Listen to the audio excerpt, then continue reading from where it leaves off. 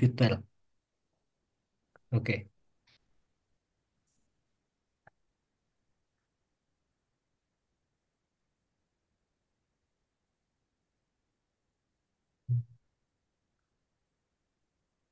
Bin.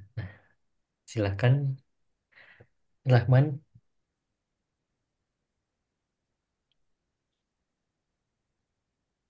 Oke, langsung dimulai nih berarti. Sip.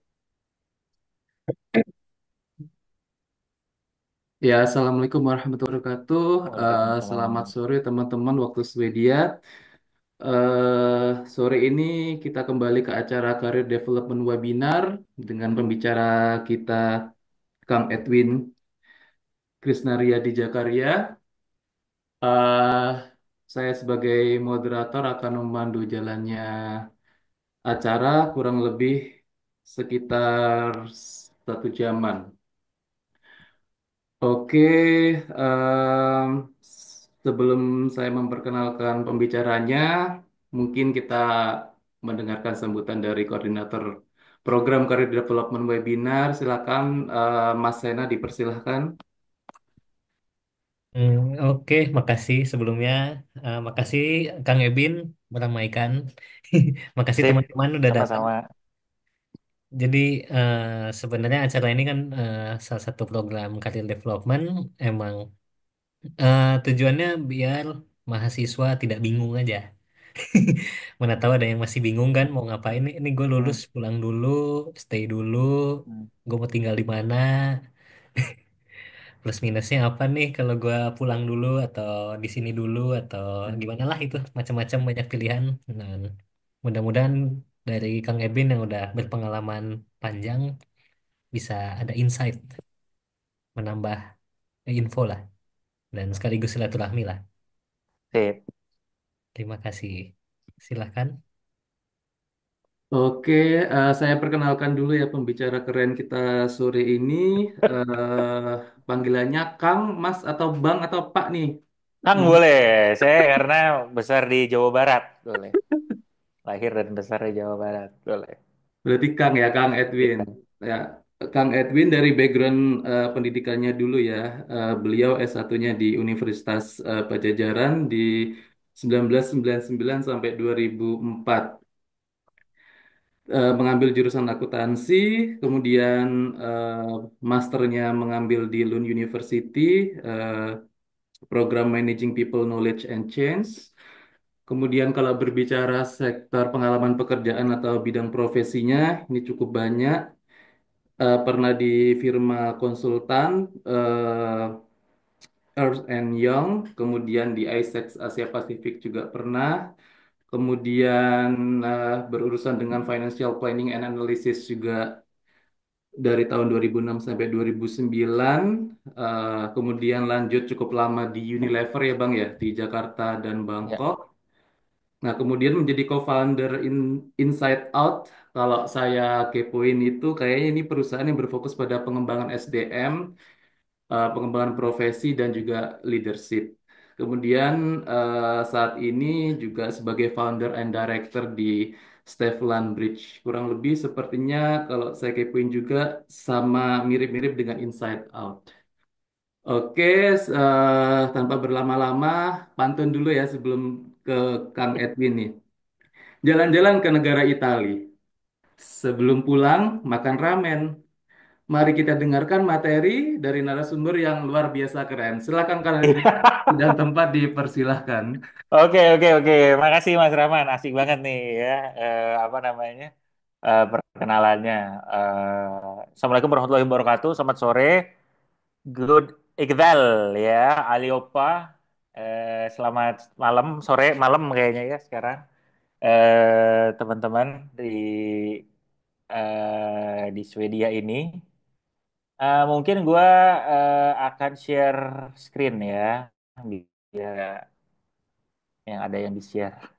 Oke, eh, so ini terima kasih pertama-tama kesempatannya untuk bisa ngobrol-ngobrol di sini ya. Jadi ada acara Navigating Career Choices sama teman-teman dari PPI Swedia.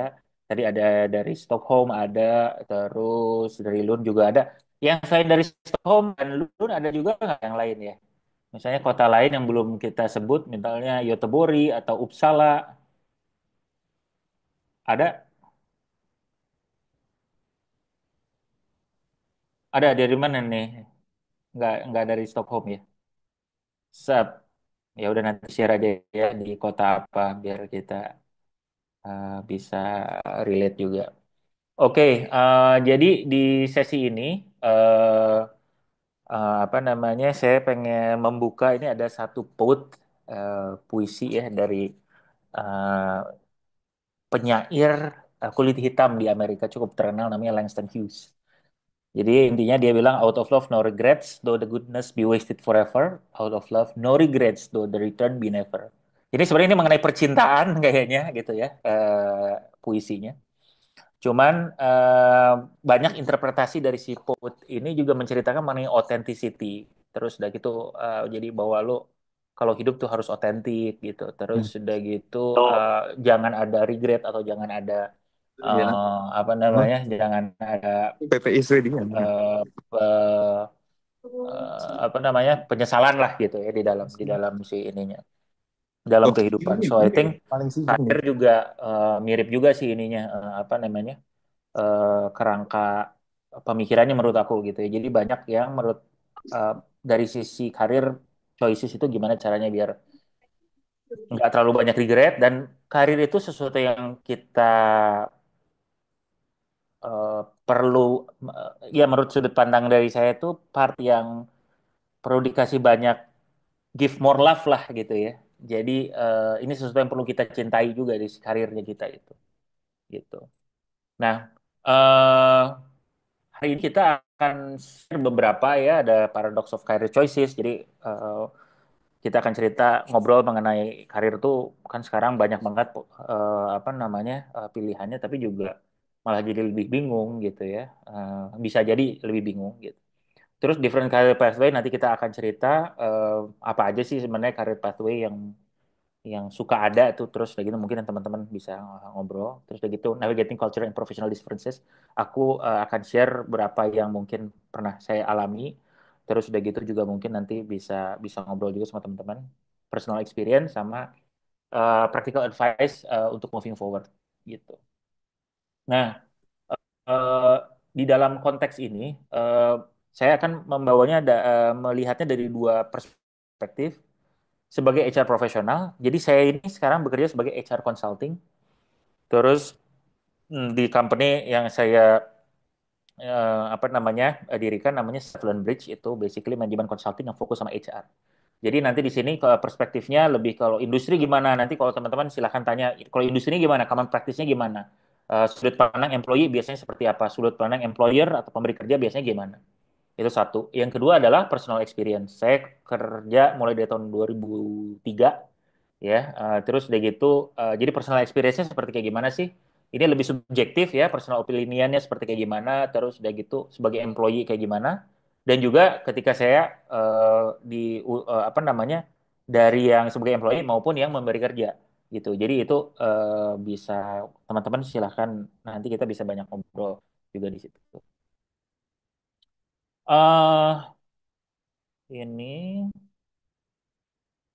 yang pertama itu apa namanya career choices ya. Career choices ini sekarang eh, sangat luas untuk jadi sangat luas sekali eh, apanya landscape-nya gitu. Sebelumnya mungkin orang ya udah kerja aja gitu. Kerjanya di industri mana mungkin landscape-nya. Sekarang orang tuh bukan hanya landscape dari pekerjaannya. Jadi dia bisa jadi bekerja, bisa usaha sendiri, bisa jadi apa ya misalnya akademisi atau misalnya apa bisa melakukan semuanya ya bisa juga nggak melakukan semuanya sangat luas banget gitu ya.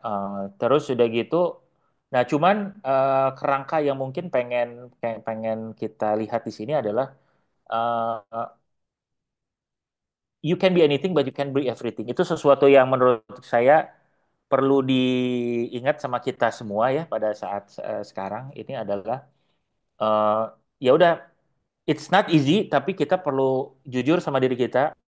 Kita tuh pengennya yang mana, gitu ya. Karena the opportunity is there, always there, banyak banget, dan sering kecenderungannya mendeviate, bisa sering mendeviate dari apa yang sebenarnya kita pengen.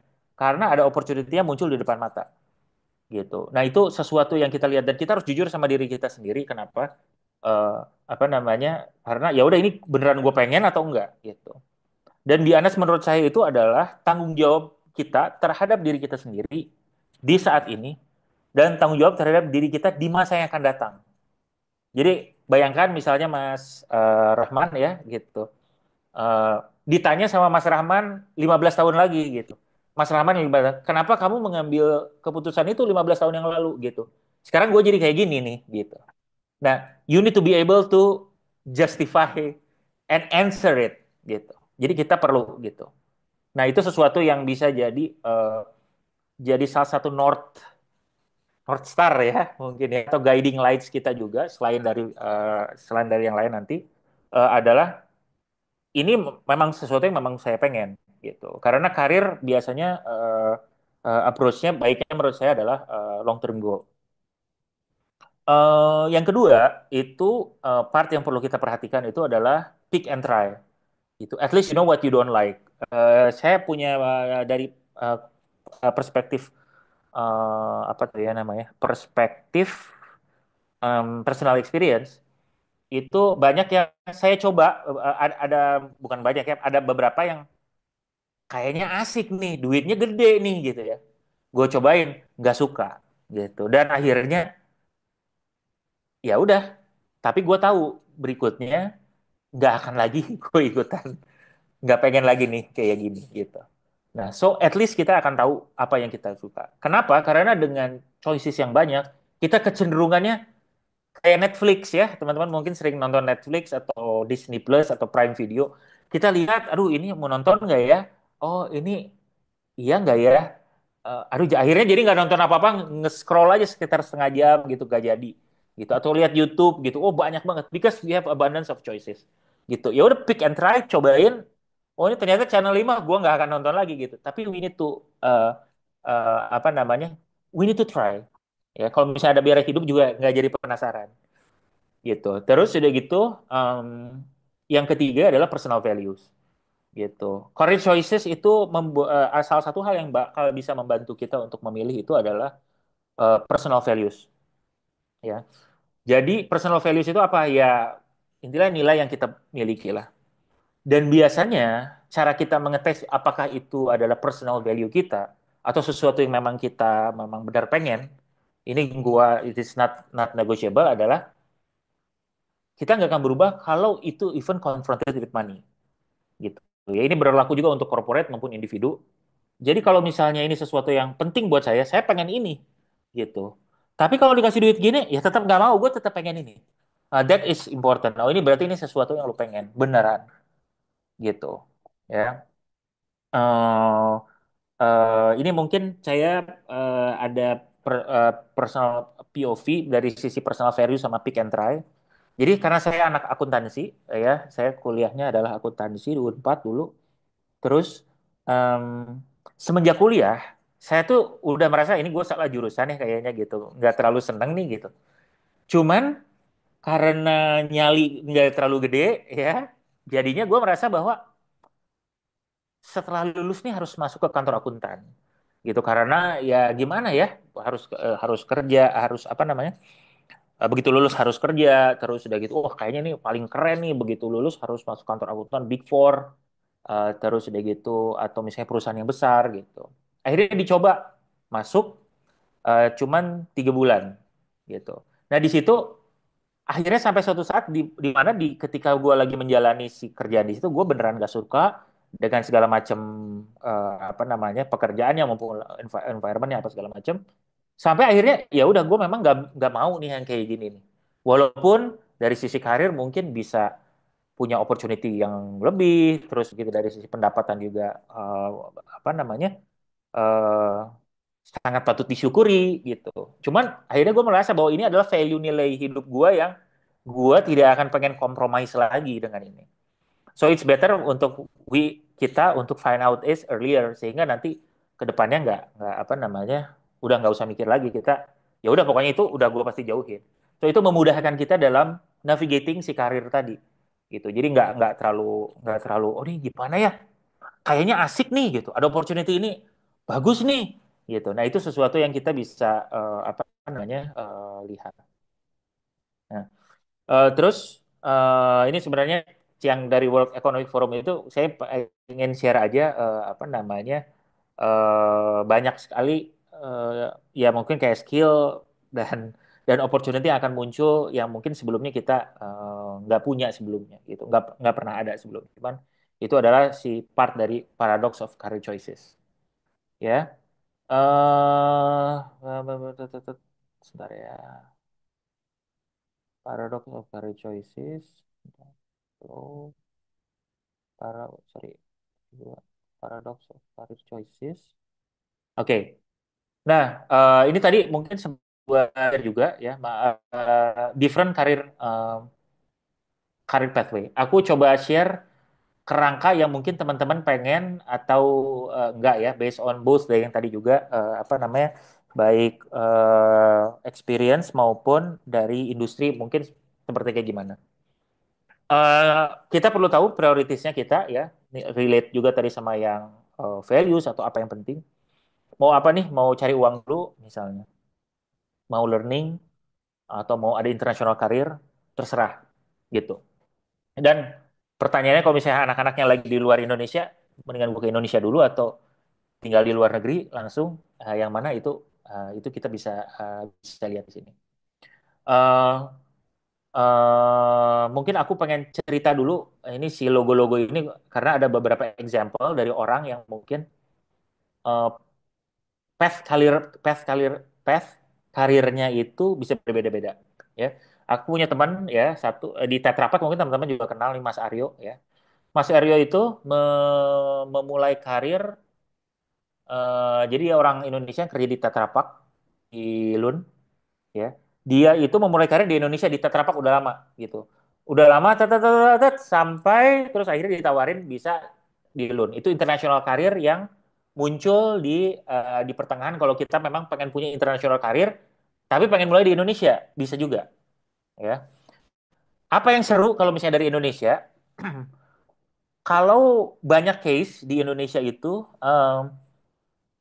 kalau kita memulai karir di Indonesia di multinational company ketika kita dapat kesempatan untuk international career, which is sekarang banyak banget ya, international career assignment, itu eh, kita tuh biasanya udah di agak lumayan posisinya, managerial level atau apa.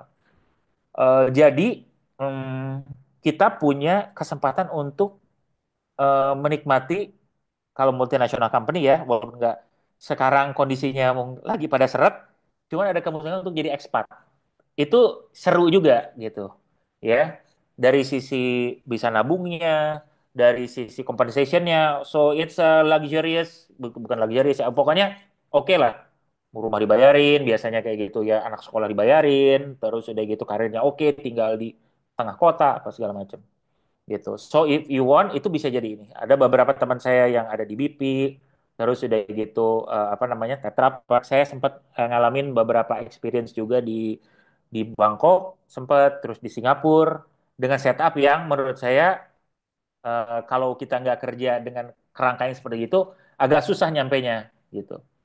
Itu satu. Ya kalau mau stay di sini juga banyak juga bisa juga. Jadi kita memang masuk ke paket lokal. Ini istilahnya orang-orang HR ya. Jadi paketnya paket lokal, bukan paket ekspat. Paket lokal tuh datang ya udah sama sama orang-orang eh, di situ. Kalau misalnya ekspat, ya kalau misalnya teman-teman lihat ekspat di Indonesia, rumahnya dapat mobil lah apa segala macam. Jadi ada banyak perksnya. Nanti kalau misalnya teman-teman pengen melihat apa namanya diskusi lebih jauh bisa bisa. Itu salah satu. Itu kalau pengen. Ada lagi kalau misalnya pengen learning, so kita nggak peduli dengan apa namanya, ya udah nanti dulu lah, yang penting learning dulu. Itu juga bagus banget gitu ya. Nanti kita bisa lihat nih di mana walaupun gajinya nggak terlalu, tapi bisa dapat exposure yang besar, bisa kerja langsung sama directly dengan misalnya foundernya, atau orang yang top manajemennya gitu. Nah, itu bisa bisa bisa kita lihat. Tergantung dari prioritas. So, prioritasnya perlu perlu lihat ya. Tadi Tetra Pak ada Mas Arief, saya bilang BP itu adalah satu company yang masih ini. Jadi saya punya apa namanya teman juga, dia di BP terus kerjanya eh, di London masih paket expat gitu. Ya, jadi kalau misalnya itu tadi.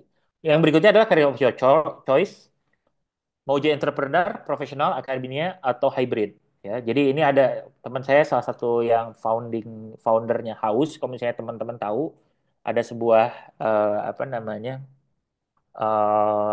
F&B company lah, perusahaan beverage di Indonesia yang baru dan mulai jadi gede ya di Indonesia itu. eh, Dia sekolah di luar negeri, dia waktu itu di Australia, pulang kerja sebentar nggak betah, terus jadi entrepreneur. Nah, ini juga bisa jadi opsi ini kalau teman-teman memang pengen atau ngerti seperti kayak gimana itu, part yang bisa dilihat. Nah, dari semua itu yang perlu kita selalu ingat itu adalah dari different career pathway itu adalah ready to face the consequences gitu ya. Jadi kalau misalnya tadi mau meneliti karir di multinational company ya perlu waktu. Ya, kita nggak bisa segera itu, kita perlu invest our time untuk building karir di situ.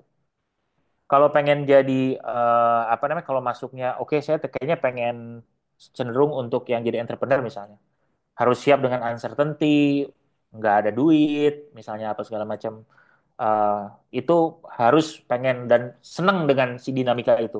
Kalau yang pengen stabil-stabil, tapi ya jangan jadi entrepreneur gitu ya. Itu kayaknya akan sangat menyiksa gitu. Kecuali yang seneng, wah dinamika naik turunnya itu mereka senang, oke gitu. Atau pengen hybrid, oke saya pengen profesional juga, pengen jadi akademia juga ya. Ada saya satu teman jadi dosen ya di Coventry di Inggris. Menarik juga dia jadi akademinya emang fokus sama riset dan apa namanya kerangkanya itu jadi akademia di situ. Itu sesuatu yang jadi kita bisa lihat juga. Nah, cuman sekali lagi yang perlu kita ingat adalah ready to face the consequences. Alright, mungkin itu sampai situ dulu kali ya. Ada yang mungkin mau ngobrol dulu atau ada yang mau ditanya dulu? Silahkan.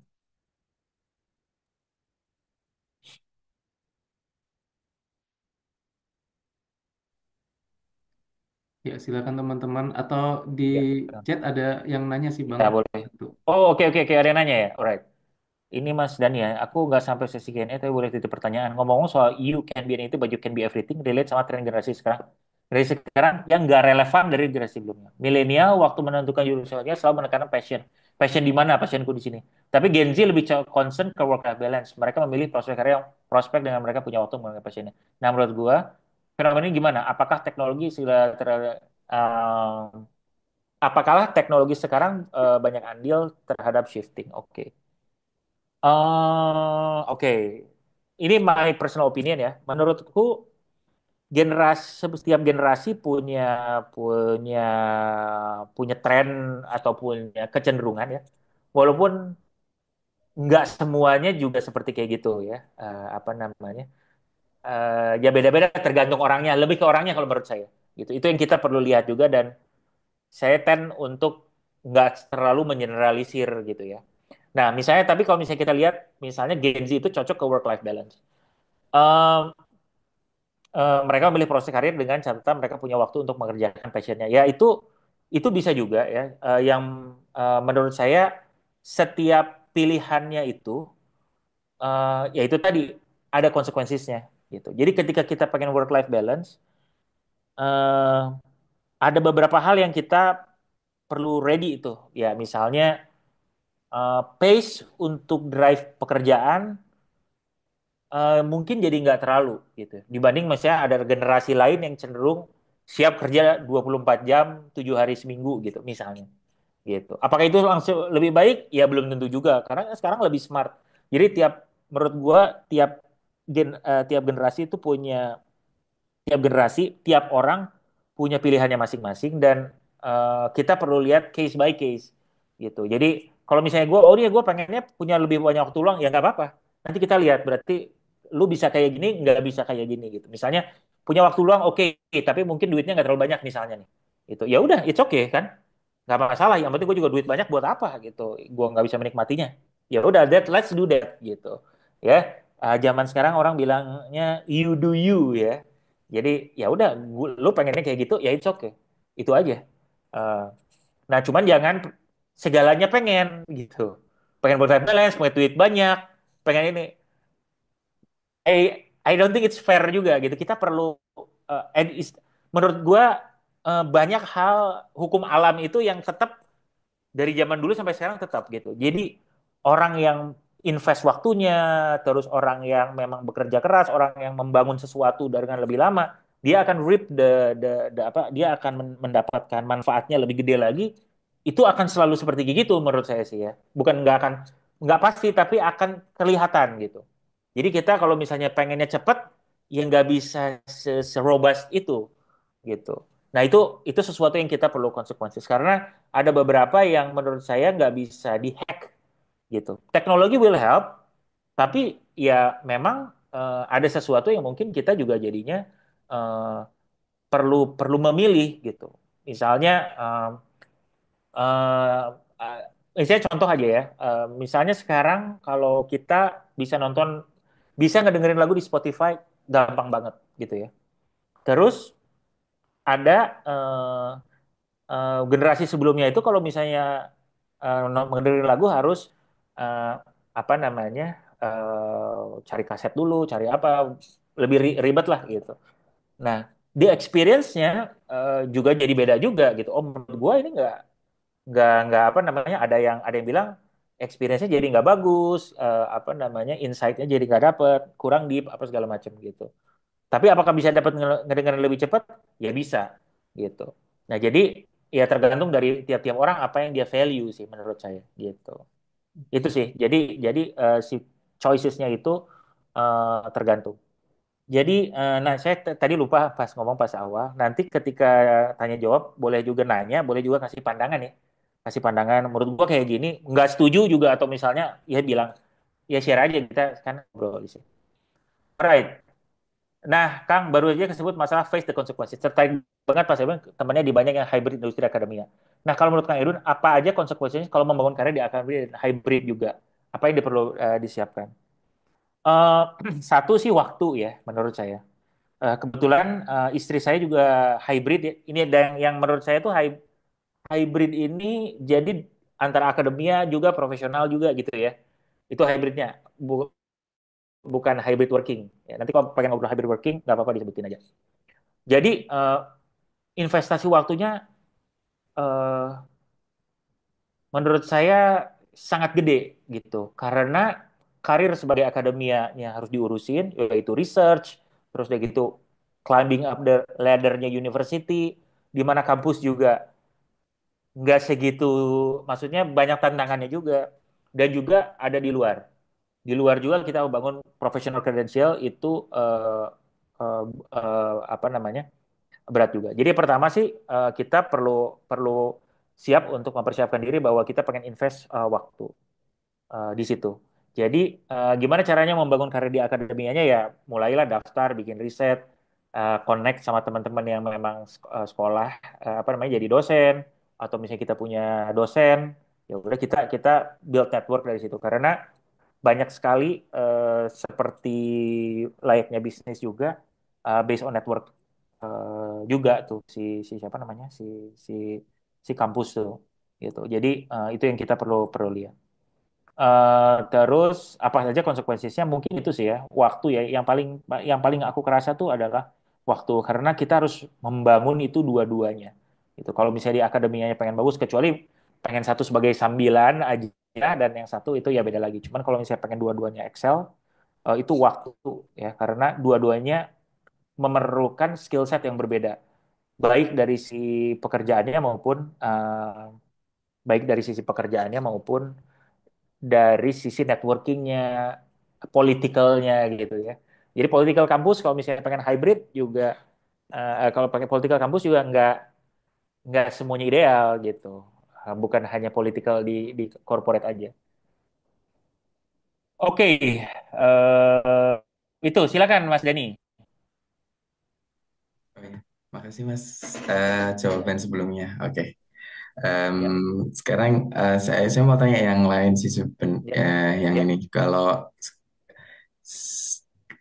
mungkin kita ya yang kuliah di luar Mhm, itu yang terutama yang resign ya yang bukan tugas belajar itu mungkin udah ada pertimbangan sebelumnya sebelum resign mungkin hmm, sama supervisornya atau sama yang di hmm, atasnya. Nah, waktu itu saya bilang ke direktur saya waktu itu. Nah, dia bilang kalau sebenarnya kalau mau masuk ke industri lagi, itu sebenarnya tidak ada tuntutan untuk S2 gitu kan. mhm, Jadi sebenarnya S2 itu hanya menurut beliau itu membuang waktu gitu. Karena pasar kerja gitu, itu nggak membutuhkan di mhm. Indo terutama, Ya, itu nggak membutuhkan untuk S2 gitu. ya, Nah, gap ini itu sebenarnya kan ada Mas. Kita balik lagi, kita tuh bisa jadi fresh grade lagi. Which is hmm, itu kalau misalnya belum punya pengalaman kerja, itu mulai dari nol lagi. Gitu. ya, Nah, drawbacks ini tuh sebenarnya bisa kita ini nggak sih apa namanya minimalisir nggak sih Mas drawbacks ya. itu sebagai nol Oke. dari nol lagi. Terutama terus ada yang sempat kita bicara gitu. Banyak juga teman-teman yang bilang, yaudah kita kerja di sini 1-2 tahun sampai punya posisi balik paling enggak jadi manajer level lah gitu. Jadi Hmm, kita punya pengalaman di sini bagus. Nah itu salah satunya. Tapi ada lagi nggak sih eh, apa ya skenario lain yang bisa kita lakukan gitu Mas sebagai nantinya lulusan dari luar dan kita fresh grade lagi. Teman-teman masih muda kurang dari 2 tahun misalnya kerjanya jadi nggak punya pengalaman kerja gitu. hmm. Terima kasih. Oke. Hmm. Pertama, saya ingin mengambil konteksnya ya. Buat saya, pendidikan mengambil break untuk pendidikan itu tidak akan pernah wasting time, menurut saya. Ya. Kalau misalnya kita nggak berangkat terus kita balik lagi, jadi fresh grade lagi, misalnya jelek-jeleknya ya, juga nggak apa-apa. Karena karir itu dari yang saya lihat itu nggak linear. Jadi nggak bisa, misalnya nih ya, kita punya waktu 5 tahun, teman 5 tahun nih bro, kita hilang waktu setahun nggak apa? I don't think it's always like that gitu ya. Ini saya punya apa namanya atasan saya dulu. Dia itu mungkin kalau misalnya dia berkarir sekitar 25 tahun di waktu itu atas saya di Unilever nih. Dia dia direktur. Dia adalah salah satu orang yang paling lama dipromosikan untuk jadi manajer. Jadi yang lain udah pada naik, naik jadi manajer. Dia paling lama. Tapi setelah manajer dia akselerasinya lebih cepat. Dan dia jadi direktur, yang lain enggak gitu. Nah, nah ini sesuatu yang kita nggak bisa tahu. Nah itu makanya yang buat saya ya itu investment ya. Kita nggak akan pernah tahu ilmu bukan maksudnya ilmu yang kita dapat apa namanya framework of thinking, network itu mungkin ya pas awal kita enggak gitu. Tapi begitu kita dapat kesempatan ada kena ya mungkin kita bisa akselerasi. So yang pertama adalah menurut saya nggak balik ke Indonesia mau jadi apapun itu gitu ya dengan keluarga apa misalnya itu nggak akan wasting time menurut saya ya gitu. Cuma mungkin sekarang kayak aduh yang lain udah pada di sana, gue masih di sini, it's okay gitu ya. Gue ingat jadi posting PPI Swedia kapan ya? PPI Swedia ada yang lagi sharing IG takeover Mbak siapa gitu ya. Ya, dia tuh bilang bahwa di Swedia di mana hidup tidak perlu selalu terburu-buru gitu. Nah, I think karir juga kayak gitu ya. Jadi for ini ya Mas ya, saya ini saya mulai karir 2003, saya lulus juga mungkin kalau nggak salah tahun segitu. Saya baru S2 ketika umur saya udah 40 tahun. Gitu. Teman saya udah S2 yang lain-lain apa juga gitu.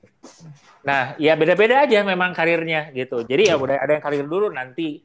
Saya punya bos, my direct boss dia prominent HR person di pernah jadi VP HR di Bluebird, di apa namanya di Prudential gitu-gitu. Dia umur 55 nih setelah pensiun baru mau sekolah lagi. Gitu ya. Jadinya kayak gimana? Saya punya teman juga ada partner di Deloitte apa segala macam, baru juga barengan sama saya S2-nya. Jadi nggak selalu lurus kayak gitu gitu ya. Itu satu menurut saya. Jadi karir tuh buat orang is a very unique proses. Yang paling penting kita tuh banyak bersyukur dan kita enjoy the process of our career. Itu I think is more important rather than seperti apakah we lose 1 or 2 year, we go PhD, we go to another. Akselerasi kita itu beda-beda untuk tiap orang ininya ya. Dan mungkin investment kita untuk S2 itu akan mengakselerasi kita ketika kita sudah jadi manajer atau jadi direktur malah atau membuat kita bisa jadi menteri nanti di saat yang lain nggak jadi atau jadi presiden misalnya gitu. So itu satu. Yang kedua, apakah gimana nih kalau misalnya mau mau stay dulu di apa namanya di mau stay dulu di Sweden misalnya gitu, mau 1 2 tahun dulu. Ya boleh juga. I think it's good. Bahkan menurut saya ya udah terus aja senyamannya Mas Dani misalnya gitu. Gua mau 10 tahun dulu di sini gitu. Menurut gua orang Indonesia juga nggak usah terlalu kepikiran gua harus balik nih gitu. Kenapa nih? Kenapa harus balik gitu ya? Jadi aja dulu kayak Sundar Pichai atau Satya Nadella orang Indonesia itu kalau bisa jadi CEO di banyak tech company atau di banyak company di luar negeri di mana sekarang kita nggak ada. Makanya saya kemarin ketika anak LPDP harus balik emang tuh sebenarnya sebegitunya atau gimana ya gitu. Saya masih menurut saya nggak terlalu apakah itu berpendapat langsung. Tapi anyway dari sisi karir menurut saya eh, juga jangan di limit mas. Kalau misalnya mau Swedia ya udah cobain aja Swedia. You boost your career di sini gitu. Ya bisa sementoknya lah di sini. Sampai jadi CEO gitu udah selesai. Saya udah 20 tahun baru balik lagi ke Indonesia mau jadi petani misalnya gitu. It's okay gitu. Maksudnya menurut saya itu jadi opsi. Opsi yang lainnya adalah apa namanya? Jadi opsi itu opsi yang setelah 2 tahun baru ke Indonesia gitu bisa juga. Atau ya kita jadi seperti orang India dan Filipina di mana kita tuh berangkat dengan no return ticket gitu. Jadi ya udah kita bermain aja gitu. Oke, abis ini saya ke Amerika, abis ini saya ke Inggris, abis ini kemana. So you can become a global citizen gitu. Itu bisa jadi opsi juga gitu. Sampai situ dulu Mas mungkin. Terima kasih, Kang. Oke, sip. Mungkin saya lanjut dulu dikit kali ya, biar biar sekaligus ininya nanti biar kita ini soalnya ada beberapa yang menurut aku seru ya. Gak apa-apa ya Mas Rahman ya. Oke, monggo, monggo Kang. Sip. Lanjut. Oke, eh ini karir ya, karena kan kita mungkin teman-teman pengen apa namanya punya karir di luar negeri gimana? Kalau misalnya pengen punya karir di luar negeri, terutama dari sisi apa namanya cultural and professional differences. Beberapa yang akan baik untuk selalu dilakukan itu adalah take time ya. Jadi kita slowly read the room gitu ya. Maksudnya ketika kita masuk suasana sebuah apa namanya suasana baru atau environment baru ya kita take time aja dulu nggak usah pengen langsung jadi gimana gitu ya biasanya lihat dulu seperti kayak gimana kerangkanya seperti gimana. Terus sudah gitu ya tentunya belajar tapi take time aja gitu jadi biar bisa yang kedua yang banyak perlu dilakukan oleh kita sih adalah network ya dimanapun itu. Kalau kita pengen memulai karir I think network is very important gitu jadi make friends ya belajar bahasanya itu udah pasti. Terus yang terakhir ada selalu respectful gitu karena itu uh, di dalam kerangka kita itu ini menurut saya kayaknya salah satu part yang kita walaupun kita nggak setuju ya kita selalu perlu respectful terhadap mereka gitu. Jadi saya ini sempat sekali itu ada international assignment di Bangkok ya di mana mungkin saya itu semua ya let's say mungkin tim HR tuh ada 10 gitu ya. Laki-lakinya ada 8, mungkin 7 gay gitu. Saya enggak gitu ya. Jadi mungkin saya minority di situ. Apakah saya juga setuju atau misalnya selaras? Mungkin juga belum tentu gitu ya. Cuman I think the element of respect always needs to be there karena uh, orang punya perspektif yang berbeda-beda nih di situ gitu. Dan I think that's one of the key ya adalah di mana bumi dipijak di situ langit dijunjung menurut saya kerangka yang penting banget di dalam professional differences ini. So take time ya, network itu kayaknya dari keseluruhan kita untuk mau karir itu berhasil itu adalah satu network. So you need to know who you know is very important. Yang lu tahu di dalam organisasi, di dalam kerangka ini. And who knows you is very important juga. Ya, jadi siapa orang yang tahu kita gitu di organisasi ini. Jadi ini I think is very important part di sini. So itu ya untuk karir difference, cultural difference. Ini nih. eh jadi ini mungkin ada beberapa lesson for personal experience. Jadi ada beberapa critical switching point di dalam karir my personal karir yang beda-beda ya, mungkin bisa jadi referensi juga untuk teman-teman ya. Tadi saya sempat cerita ya di Ernst Young saya pernah nyobain. Saya cuma 3 bulan ada di perusahaan itu eh karena kenapa saya akhirnya memutuskan dari waktu dulu juga saya tahu bahwa ini kayaknya perusahaan nggak asik ya, maksudnya kerja jadi auditor tuh karena kerjanya nggak pernah pulang. Terus sudah gitu no work life balance ya. Ini tahun 2003 ya, mungkin apakah work life balance sudah ada, cuman malas lah gitu. Gue balik kantor nggak tahu kapan, Sabtu Minggu selalu masuk. Terus gue ngerjain pekerjaan ya waktu itu adalah information system audit. Eh gue juga kayaknya nggak pengen, gue pengennya HR gitu.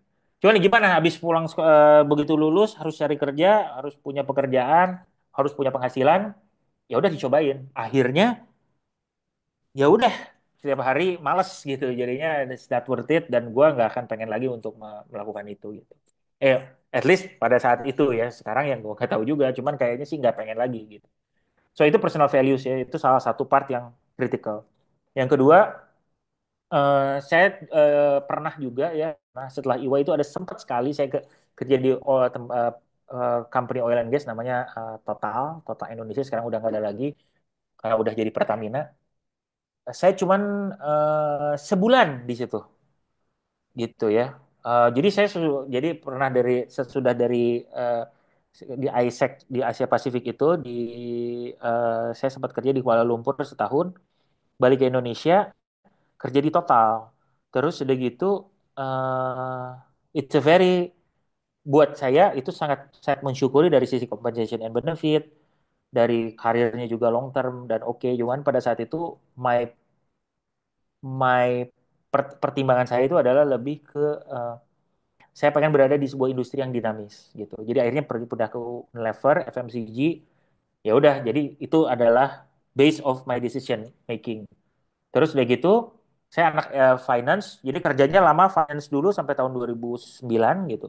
Baru 2010 pindah ke HR gitu. Saya pengen HR karena tadi saya sempat cerita kalau misalnya dari kuliah memang saya juga seringnya HR, cuman mungkin belum ada nyali atau belum ada kesempatan. Akhirnya saya pindah finance to HR setelah bilang sama bos saya, terus ada apa namanya, intinya harus career switch. Nah terakhir adalah employee to entrepreneur. Saya resign dari Unilever 2015 untuk buka usaha sendiri gitu. Main thinkingnya adalah lebih ke long term. Saya pengen membangun sesuatu dari diri saya sendiri dan lebih mengerjakan sesuatu yang saya pengen. Nah, jadi everyone has their own stage, beda-beda reasonnya di dalam different stage of their life juga gitu. Jadi teman-teman juga apa namanya ketika memilih juga mungkin juga ada perbedaan pemikiran, perbedaan apa namanya situation yang membuatnya jadi apa namanya mempunyai mempunyai berbagai macam alasan untuk atau reason untuk membuat sebuah career decision. Itunya itu yang nanti perlu direfleksikan oleh teman-teman. Sebenarnya pada stage ini gue pengennya yang mana gitu. Terus ini ini yang terakhir kayaknya ya, practical advice for moving career. Uh, Career choices itu apa namanya menurut saya baiknya difikirkan secara long term. Jadi jangan oke karena ada opportunity ini langsung kita ambil, ada opportunity langsung kita ambil aja. Tanpa pikir oke sebenarnya ini tuh buat gua tuh apa sih gunanya gitu. Jadi perlu dipikirkan baik-baik. Ya mostly career choices itu long term gitu ya. Terus apakah confidence itu bisa dapat 100%? Dari banyak yang aku diskusikan ya nggak ada yang sampai 100% sih biasanya ya. Selalu ada down-nya gitu. Jadi memang itu sebuah life experience saja yang perlu kita eh, apa namanya alami untuk mengambil keputusan. Ya udah harus mau nggak mau nyobain aja gitu ya. Ambil aja, ya udah berhasil atau nggak berhasil ya kita lihat, nanti. Terus ini balancing ambition, growth, and well-being itu gimana sih moving forward? Nah, saya ingin mengambil contoh ini mantan bos saya juga ya, namanya Melissa Giki, orang Melissa Giki ya, dia orang Australia. Em, saya report mungkin ke dia tahun 2000 berapa ya, 2013-an mungkin gitu. Nah, di sini gue nggak tahu di sini kurang DEI ya kayaknya ya karena kebanyakan cowok semua ya. Nah ini ceritanya eh, Melissa itu itu dia adalah seorang wanita ya. Dia menceritakan bagaimana cara dia membalance ambition, growth, and well-being gitu. Karena kalau cewek perlu melahirkan gitu. Jadi kita sendirilah yang mengatur, dia cerita kita sendiri yang mengatur pace-nya kita. Oke, gua umur segini akan gua sikat semua kerja jungkir balik nggak apa-apa. Ketika gua berkeluarga, misalnya gua pengen punya waktu dengan anak, ya udah kita break dulu. Dia sempat apa namanya, maksudnya nggak terlalu ngoyo di certain period of time karena gua harus melahirkan, gua harus membesarkan anak. Habis itu dia lari lagi gitu. Terus sudah gitu, itu jadi pace-nya dia dia atur. Ya, jadi teman-teman juga mungkin bisa melakukan itu. Nggak usah terus kencang larinya ya, boleh berhenti dulu, boleh berhenti dulu gitu. Ada saya punya case juga seorang apa namanya kakak kelas saya lah ya, senior saya juga. Eh, Dia punya anak berkebutuhan khusus, break. Dia karir break di Indonesia ya, bukan di Swedia yang dengan mudah dia karir break berhenti cowok ya, career break dia berhenti untuk ngurusin anaknya dulu gitu. Jadi istrinya yang kerja sementara itu. Terus ya oke lah dia mungkin take a break beberapa tahun untuk ngurusin anak dulu. Apakah berpengaruh terhadap karirnya? Ya mungkin juga ya, walaupun dia mungkin salah satu one of sekarang tetap jadi semacam top manajemen atau CEO di salah satu aset manajemen, big aset manajemen di Indonesia ya. Jadi karirnya sih tetap cemerlang-cemerlang aja ya kalau misalnya emang keren gitu. So itu salah satu part yang jadi pace-nya kita kita bisa atur dan we know what is important buat kita. Yang satunya lagi mungkin perlu diperhatikan juga, uh, choose wisely itu your partner, life partner ya gitu, baik spouse, partner, nanti nikah dengan siapa itu kritikal karena karir kita juga akan ditentukan dengan ya gimana hubungannya, apakah dia suportif atau enggak gitu. Kalau kita mau ngambil karir-karir apa namanya pilihan-pilihan karir yang rada-rada gila, apakah dia akan support gitu. Nah, itu sesuatu yang penting juga nih. Ini jarang, ya bukan jarang ya, cuman ini sesuatu yang penting juga kalau misalnya karir is something important buat kita, kita spouse ya kita juga ngobrol dan cari cari yang pas gitu. Kalau udah punya pasangan ya udah ya. Ya mungkin bisa banyak dibicarakan, tapi kalau yang belum ya mungkin bisa jadi salah satu kerangka yang bisa diperhatikan. eh Oke, dari saya mungkin itu ya. Silakan mungkin ada lanjut pertanyaan kalau misalnya ada yang mau tanyain lagi. Monggo teman-teman kalau ada yang ditanyakan Silakan. atau aku boleh nanya ya Kang. Boleh silakan Mas Nah, Rahman. kalau kan tadi kan slide-nya ada yang berbicara international karir ya. Nah, kalau Ya. misalkan di Indonesia itu udah terlanjur sedikit lama ya, rada lama Hmm. karirnya kayak 8 tahun ke atasan gitu. Ya, Nah, ya, itu untuk memulai karir di luar negeri yang misalkan nih background sebelumnya itu tidak diakuin, jadi seperti semacam kayak fresh grade lagi. Nah, itu sebenarnya worth it untuk dipertimbangkan atau memang kita ya balik lagi aja ke perusahaan yang lama gitu. Trade off-nya kayak gitu tuh gimana ya, Kang? sebenarnya gini ya, kalau udah agak lama, Hmm. satu menurut saya kalau memang kita masih mau berkarir di situ, agak di-push ya. Maksudnya push tuh kita coba wait quite a while, cari yang benar-benar bisa cocok gitu ya. Kalau misalnya masih enggak, karena dilihat dari sisi employer, gue juga rada males atau misalnya itu juga suka muncul di apa namanya di ya whatever company lah ya. Dia juga kalau merekrut orang yang overqualified Jadi dia udah Hmm. gede, udah biasa misalnya 8 tahun udah jadi manajer misalnya gitu ya. Iya, Terus gue rekrut untuk jadi new recruit. iya. Agak malas kenapa? Karena orang jadi manajer udah biasa jadi manajer gitu ya. Hmm. Gue mau suruh-suruh juga ribet gitu. Pace-nya atau umurnya juga agility-nya kadang-kadang udah nggak secepat itu lagi gitu. Itu bisa jadi pertimbangan. Nah, jadi kalau misalnya menjawab pertanyaan Mas Rahman, apakah kalau ada opportunity-nya, mungkin beberapa ada pertimbangan utama. Pertama adalah, do I want to stay? Ya, gue mau stay nggak di sini?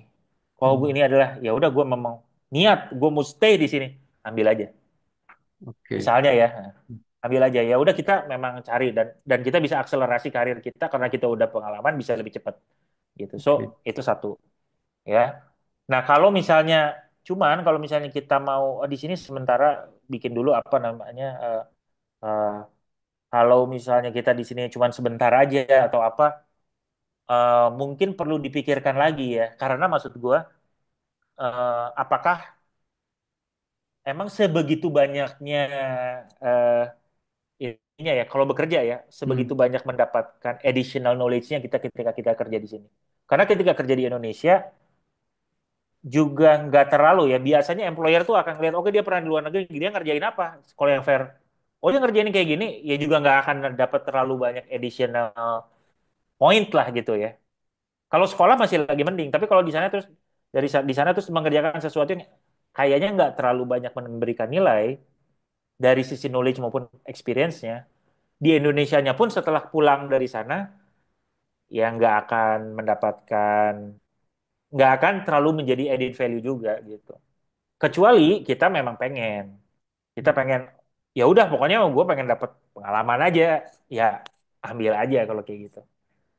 Oke. Gitu Nangkap Mas. nangkap siap Kang. Makasih Kang. Sip. Ini ada pertanyaan di chat kayaknya ya Mas Rahman ya. Iya Kang, dari Sabit. Oke.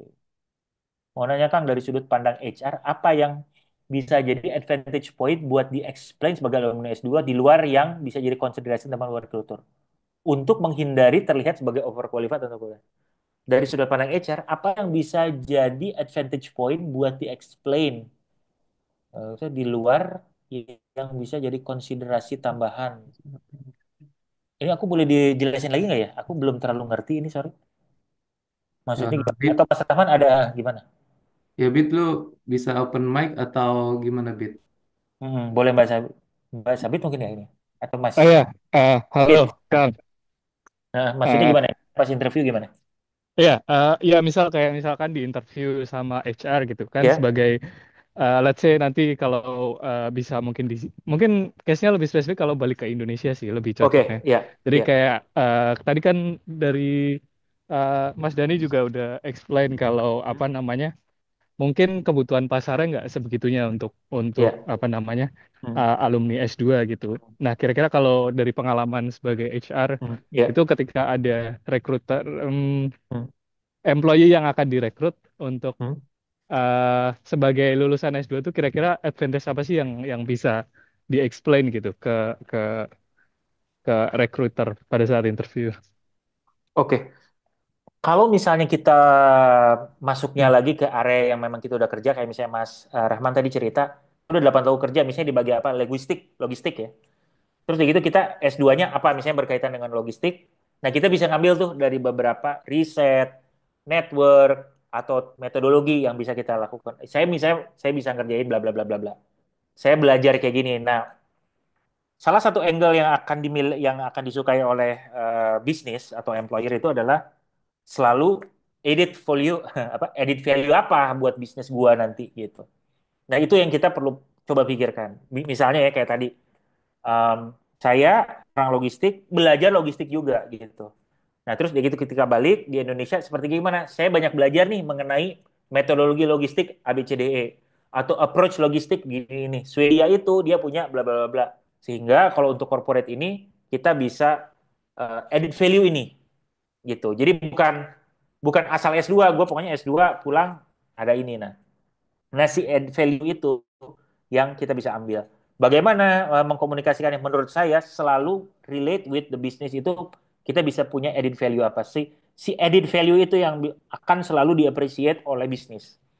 Jadi bisnis akan, oh lo di S2 di sana tuh belajar ini juga ya gitu ya. Misalnya ada sebuah metodologi atau approach dari logistik yang kita belum tahu gitu. Oh di Indonesia belum pernah nih.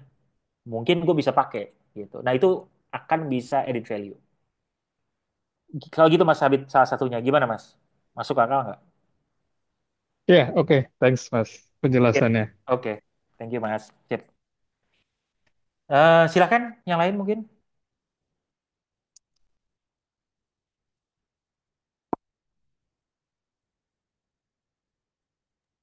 Ada lagi?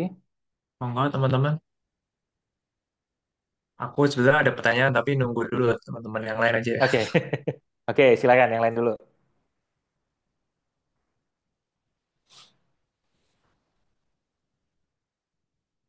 Mau nanya Ada? ini mau baru kepikiran juga. Tadi Oke, sebenarnya dari silakan Mas. awal sih yang masalah Hmm. coba dulu. Ya, Kan coba dulu kita tahu apa yang kita suka dan gak suka. Tapi ya.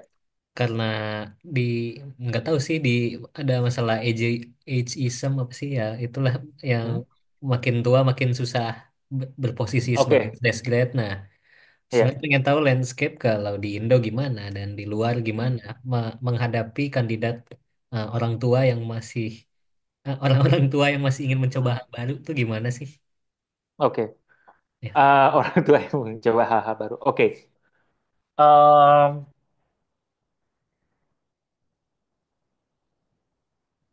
Mungkin menurut saya ada beberapa ya, gini ya. Yang pertama itu kita akan selalu melihat sebenarnya age itu di bisnis ya ngaruh-ngaruh nggak ngaruh gitu. Tergantung dari positioningnya. Ketika udah managerial level dan nggak perlu terlalu drive yang kayak gimana banget, age itu biasa-biasa aja gitu. Maksudnya kita mau umur 40, 50, yang penting kita punya punya capacity dan capability-nya. Mereka tuh suka takut masalah payment, suka salary. Jadi kalau udah terlalu tua, gue bayar segini, it's okay nggak? Nah itu yang kita perlu perhatikan. Kalau kita juga oke aja, juga nggak masalah gitu. Nah, kita coba dulu juga kita lihat juga ya kita coba dulu 15 tahun ternyata nggak suka gitu. Ya mungkin kita ini juga ya apa namanya? Kita coba mungkin 2 tahun atau misalnya gimana atau enggak. Lebih cepat lebih baik. Dan eh, lebih baik dicoba disegerakan lah mencobanya kalau misalnya sesuatu yang nggak concern. Nah, jadi kalau misalnya masalah ageism itu eh, tergantung role-nya. Biasanya role yang physical atau maksudnya perlu masih muda tuh apa misalnya kayak sales gitu. Yang perlu drive kayaknya perlu keluar kota apa segala macam beberapa role atau banyak role misalnya engineer yang perlu ke site atau apa. Nah, kayak itu memang jadi hambatan bisa jadi. Tapi kalau managerial level atau sifatnya kita sudah expert itu mereka nggak terlalu lihat sih gitu. Dan kita bisa tunjukkan. Nah, yang mereka lihat apa? Biasanya orang HR akan nanya ini orang udah gede, minta gajinya gede gitu. Nah, itu yang kita juga perlu manage with ourselves gitu. Ageism itu mungkin company-nya bisa terima, tapi gajinya kita bisa terima nggak gitu. Itu yang jadi pertanyaan untuk kita juga. Kalau kita misalnya juga asik dengan anak-anak yang mau compete dengan anak baru, anak-anak yang lebih muda juga, it's okay juga. Dan banyak juga, apa namanya? Sekarang tuh jadi gini, orang yang sekarang umurnya 30 akhir atau misalnya 40, banyak yang sudah akselerasi karirnya cepat dari zaman dulu sampai sekarang. Saat naik sampai ke board, banyak juga yang bingung. Gue udah di top nih, mau ngapain lagi? Gitu. Pindah ke tempat lain, kemahalan. Gitu. Jadi gimana nih? Tempat sekarang bosen. Gue merasa gak fulfill. Anak udah gede-gede, gue juga ngomong itu jadi ada isu juga. Ya. Jadi uh, I will not, aku nggak terlalu maksudnya I wouldn't worry too much ya kalau misalnya memang ini kita memang clear bahwa kita bisa punya add value itu satu. Terus ketika kita move juga switch, kecuali kita memang switch ke sesuatu yang memang sama sekali baru. But it's okay juga kalau misalnya kita switch. Kalau misalnya itu is managerial level, ya. Jadi saya punya orang yang seumur hidupnya di corporate, ya maksudnya private gitu. Ketika habis pensiun atau misalnya di tengah-tengah dia pengen pindah ke NGO itu apa, not for profit gitu. Bisa juga. Oh, karena ilmu si profitnya masih bisa dipakai, but it's new gitu. Jadi ageism menurut saya nggak terlalu, apalagi kalau memang kita udah punya capacity yang pas ya gitu. Nah, salah beberapa opsi lain kalau misalnya nggak pengen kerja, ya mulailah banyak gig ekonomi kalau misalnya Mas Sana. Jadi, oh gua nggak ini, gue pengen yang lain, cobain jadi freelance atau apa. Itu banyak juga dilakukan oleh orang-orang yang ngambil pensiun dini, which is banyak yang sekarang itu. Gitu. Gitu mungkin Mas Sena. Itu cukup menjawab nggak ya? Iya, thank you, thank you. Jadi mengurangi rasa takut. Oke, alright, alright. Maklum pala tiga. Siap, siap, siap. Oke, oke, oke. Oke, Mbak Anggi ya, ya ini ya. Silakan Mbak. Halo Kang. Uh, Halo, yes. jadi aku lumayan mirip-mirip lah sama Kang Edwin kayak. Jadi dulu aku sebelum berangkat ke sini tuh pekerjaan aku lumayan generalis gitu ya Hmm. karena waktu S1 kebetulan sastra Jepang. Terus jadi Mhm. waktu kerja di Indonesia tuh karena perusahaan Jepang di Indonesia banyak, jadi sektor yang aku bisa masukin tuh banyak banget gitu, bisa Hmm. macam-macam, bisa Iya.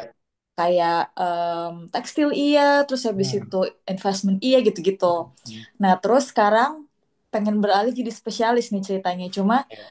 karena secara pekerjaan itu kebetulan di perusahaan terakhir tuh masih ada hubungan sama sustainability, tapi tuh Mhm. nggak terlalu kesana banget gitu. Sementara Mhm. sekarang udah mau fokus ke yang spesialis sustainability expert gitu misalnya. Iya. Cuma karena nggak ada pengalaman ini, jadi bingung sendiri mendefine sebenarnya tuh mau mau yang kayak gimana sih kerjaannya. Sementara Hmm. kalau ngeliat market di Indonesia tuh mereka butuh yang ada pengalaman gitu. Nah, sementara Hmm. kayak sebenarnya ya bisa sih di apa ya, em, ya bisa bilang kayak dari kuliah kan udah dapet, terus habis itu dari perusahaan sebelumnya juga dapet. Cuma ada trik nggak sih, Kang, kayak karena Kang Edwin juga kayak pernah switch dari Hmm. em, a- akunting ke HR, itu tuh tips and triknya sampai akhirnya Oke. bisa diterima deh gitu. Oke. Kira-kira tipsnya apa? Salah satunya apa namanya? Itu network ya.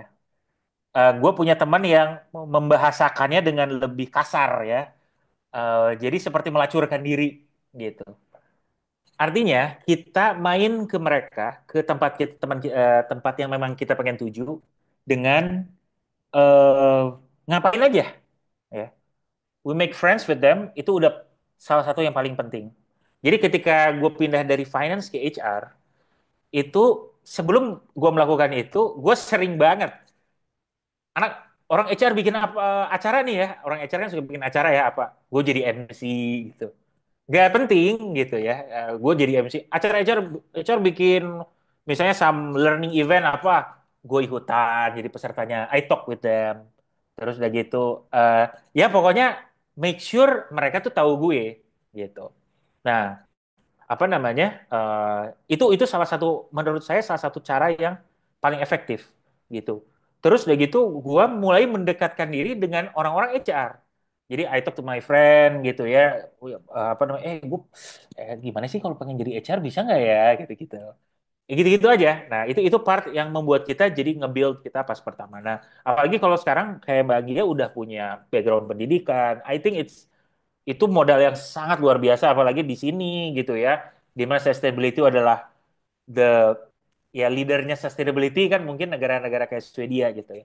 So I think itu jadi salah satu yang bisa kita lakukan itu adalah network. We make friends with them, know them, go to where mereka hangout di mana sih, bikin acara apa, kita datang, can I volunteer gitu untuk bikin acara kayak gini, di acara gini, ngapain aja, I talk to the ini apa namanya, atau gue bisa jadi apprentice salah satu apa namanya ya tokoh sustainability atau talk with them, bikin riset lah sama mereka. Intinya make sure they know us. Gitu. Itu akan membuka apa namanya uh, pintunya dengan lebih mudah sih menurut aku. Hmm. Jadi Hmm. intinya lebih ke gunain network yang udah Ya, ada. personal Ya, branding ya Kang ya. betul. Apalagi di sini, Mbak Anggia maunya di sini atau di Indonesia nih? Di sini lebih penting lagi. Iya. Gitu. Oke, makasih Kang. Ya, sukses ya Mbak Anggia ya. Yuk. Oke, silakan.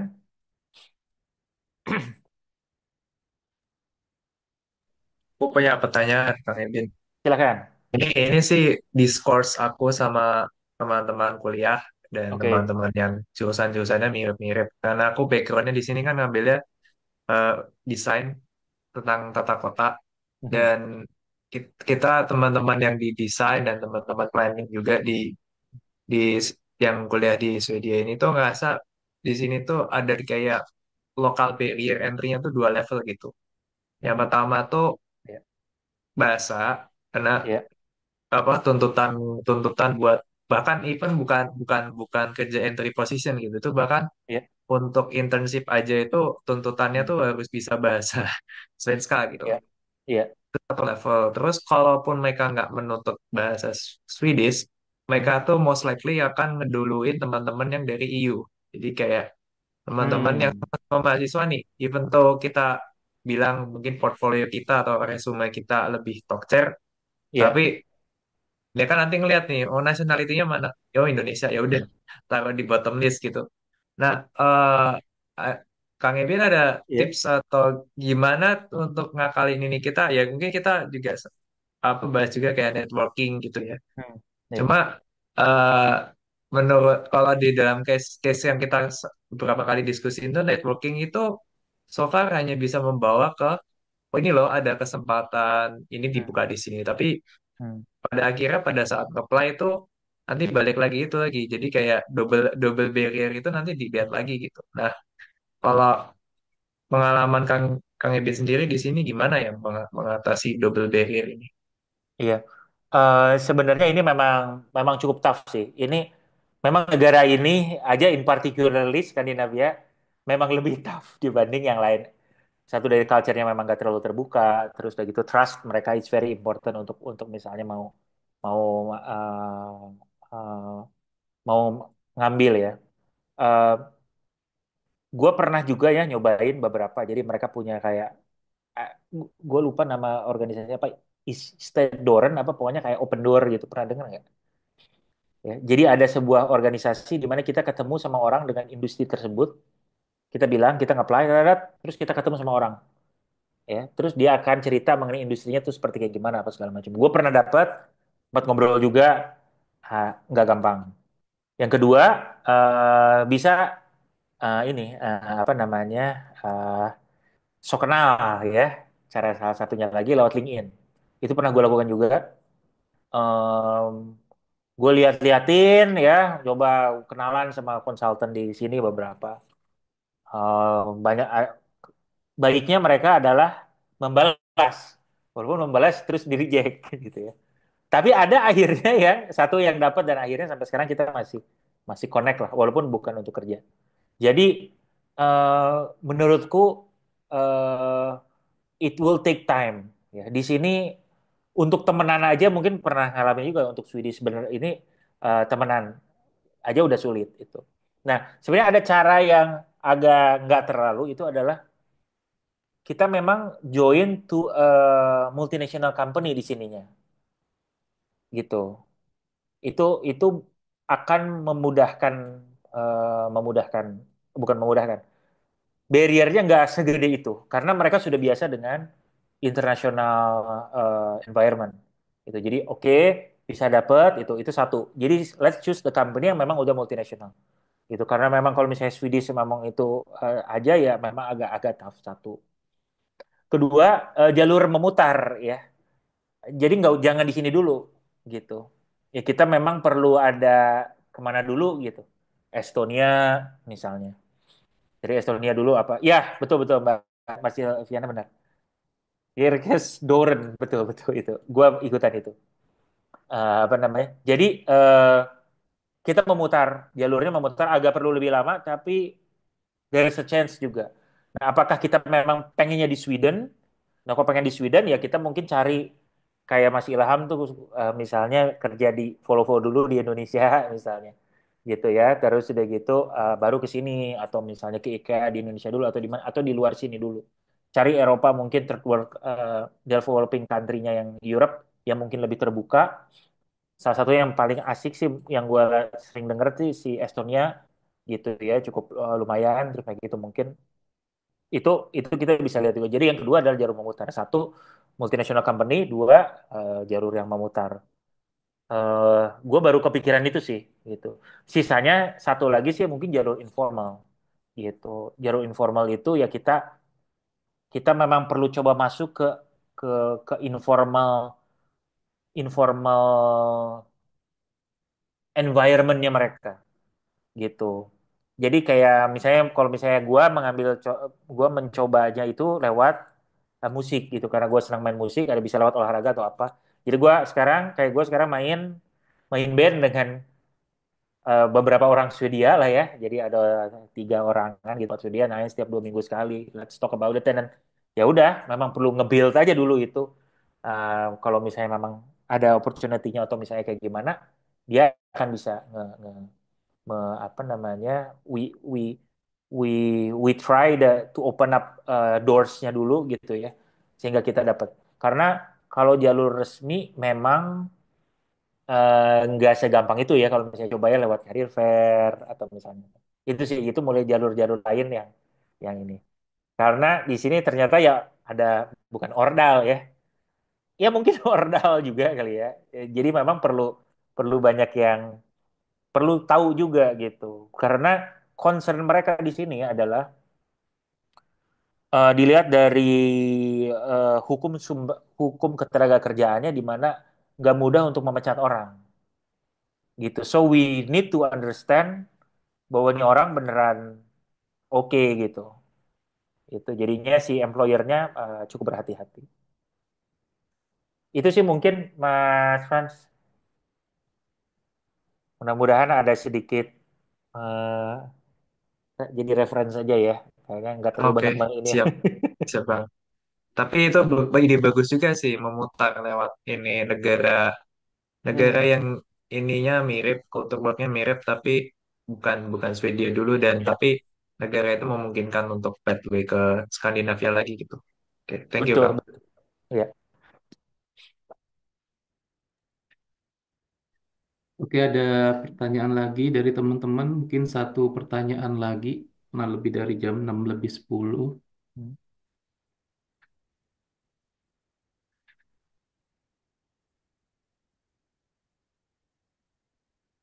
Ada sebenarnya. Oke.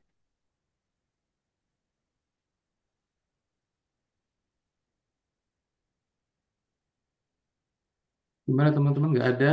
Mungkin kalau misalkan Ini ada nggak nih ada. Mbak Warisatil Ilmi ya. Ya, halo Oke. Kang.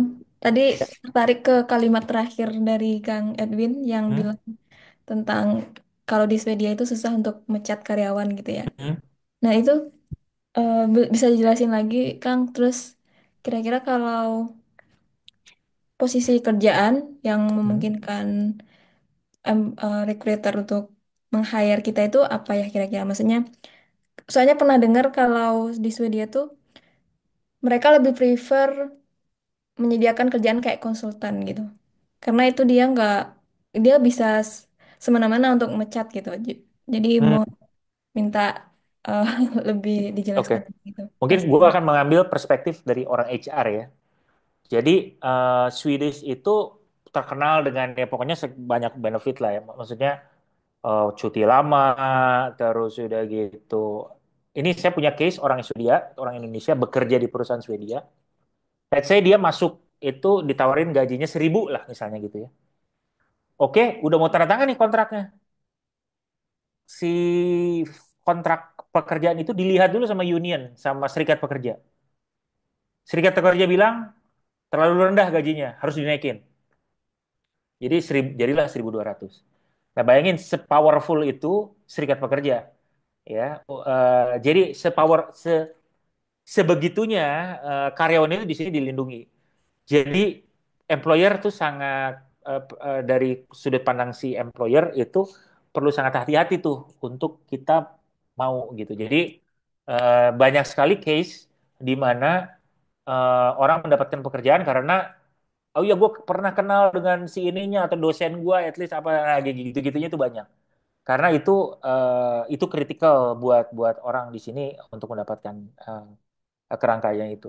Nah, terus kalau misalnya ditanya role-nya yang seperti kayak gimana, ya sebenarnya bisa apa aja ya kalau misalnya role-nya. Aku juga belum terlalu tahu apakah ada spesifik role yang mereka perlu di sini ya.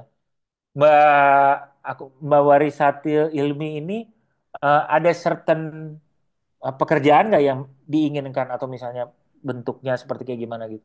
Ya, kalau saya sih lebih ke di bidang logistik, purchasing Hmm. gitu kan. Cuman kemarin ada ngobrol sama orang kan. Hmm. Dia bilang kalau misal di Swedia itu kebanyakan mereka open untuk konsultan karena dia nggak dia bisa mutus kontrak tiba-tiba gitu. Betul, betul. Itu betul banget.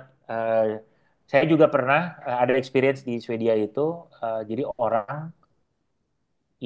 jadi kalau konsultan ya bukan bekerja jadinya. Jadi ya udah Hmm, kayak konsultan aja lepas gitu. iya Nah, benar. cuman credential to become a consultant itu yang kita perlu bangun juga. Jadi saya ketemu dua orang, satu konsultan IT, satu konsultan mungkin kayak engineering gitu ya. Eh, yang IT dia cerita banyak pemilihan benar kata Mbak itu. Jadi gue daripada dia ngebayar orang, mendingan bayar gue aja bisa dikontrak setahun apa segala macam bisa diputus kapan aja ketika kontraknya selesai. Nggak terlalu banyak liability, mereka jadi prefer seperti itu. Itu benar sih.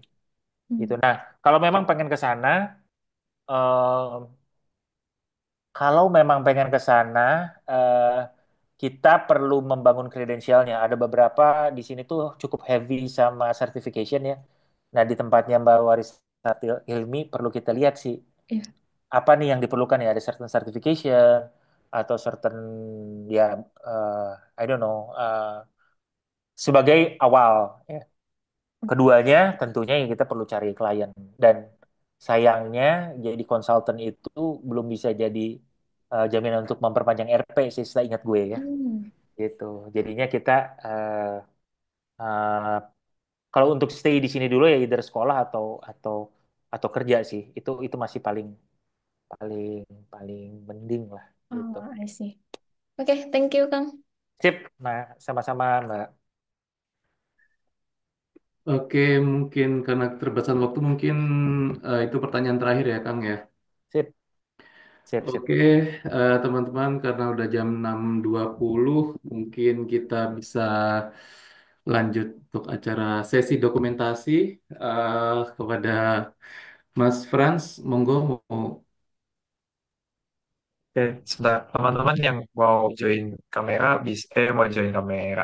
Mau join screenshotnya, boleh open kamera ya. Ah, Sip.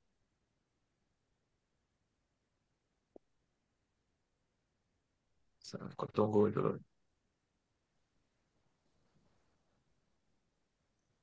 Ini satu galeri itu maksimal berapa sih? Satu, dua, tiga, empat, dua, tiga, empat. Oke. Ini yang bisa di capture ada 13 ya. Sorry, ada 16. Oke. Satu, dua, tiga.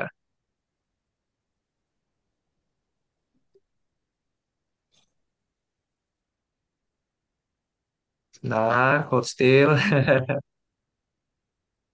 Ya, cakep. Oke. Thank you, Oh, Rahman. ya, oke. Terima kasih Kang Edwin atas materinya. Semoga bisa bermanfaat untuk kita-kita, baik itu yang mau memulai karir internasional dan atau yang mau balik ke Indonesia. Karena seperti yang disampaikan Kang Edwin ya, sebenarnya karir itu kan long term, jangka panjang, jadi perlu dipertimbangkan matang-matang seperti yang tadi diceritakan. Prioritas kita mau di mana, itu kita harus pikirkan baik-baik. Mungkin sekian dari acara Career Path Development ini. Saya tutup dengan pantun ya. Asik. Malam Sik. hari minum teh melati. Cakep. Cakep. Harum aromanya menenangkan jiwa. Sampai bertemu di lain hari, tetap semangat menjemput cita-cita. Asik. Sekian dan Oke, mantap. Keren. Makasih Teman-teman, Kang kalau thank you Ibin. ya. Kalau misalnya mau ini Buat nanti semua. boleh ke LinkedIn aja, nanti add terus kayak gitu. Nanti barangkali pengen ngobrol lebih jauh atau. Thank you ya. ya, Ya, oke. Makasih Kang Terima Sip. kasih Ibin. Kang Thank Melo, you, Kang Kang ya. Ebi. Ya. Thank you, Thank you Rahman. ya. Selamat malam. Selamat malam.